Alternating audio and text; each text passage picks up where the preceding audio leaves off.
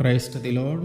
ఈరోజు దేవుడు మనకిచ్చినటువంటి వాగ్దానం ఏంటంటే యెహెజ్కేలు గ్రంథము 36వ అధ్యాయము 26వ వచనం. నూతన హృదయము మీకిచ్చేదను. ఆమేన్.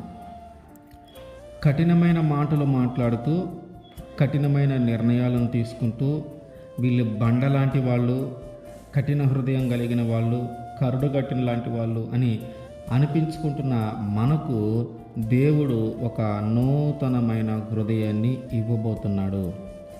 దేవుని వాక్యాన్ని మన హృదయంలోనికి పోనివ్వకుండా, దేవుని మాటలను మన హృదయంలోనికి పోనివ్వకుండా, ఒకవేళ ఆ వాక్యము మన హృదయంలోనికి వెళ్ళినా దాన్ని అభివృద్ధి చెందనివ్వకుండా, దాన్ని ఎదగనివ్వకుండా, ఆ మాట ఎక్కువ కాలం మన హృదయంలో ఉంచబడకుండా ఉన్నటువంటి రాతి గుండెలను తీసివేసి మాంసపు గుండెలను ఆయన ఇవ్వబోతున్నాడు.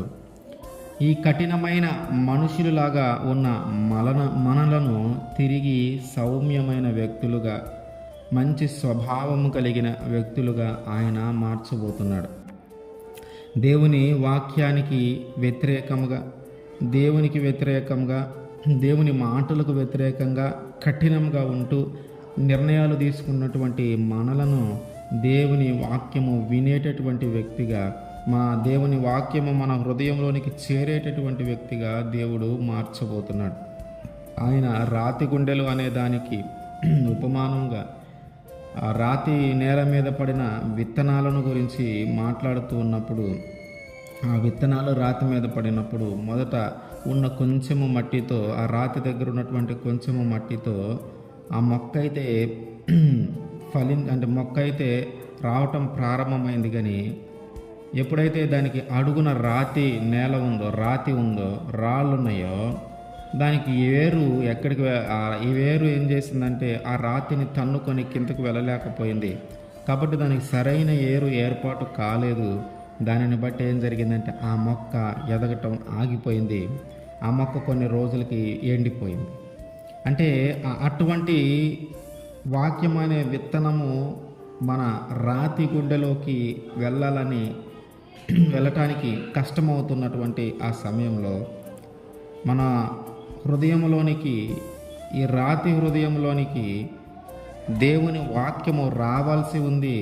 కానీ ఆ హృదయము స్వీకరించినటువంటి పరిస్థితుల్లో దేవుడు అంటున్నాడు, ఒక నూతనమైన హృదయాన్ని నేను ఇస్తాను, ఒక నూతనమైన స్వభావము నీకు వస్తుంది. రాతి గుండెను మీలో నుండి తీసివేసి మాంసపు గుండెను మీకు ఇస్తాను.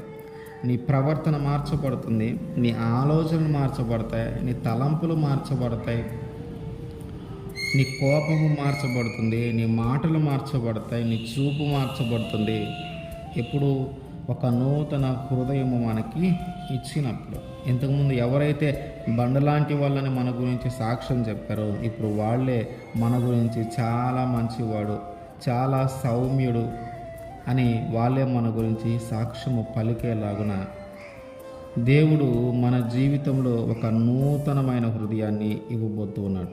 రాతి గుండెగా ఉన్న మనలను మాంసపు గుండె కలిగిన వ్యక్తులుగా దేవుడు మార్చబోతున్నాడు. దాని ద్వారా మనకు ఒక నూతనమైన స్వభావము కలుగుతుంది.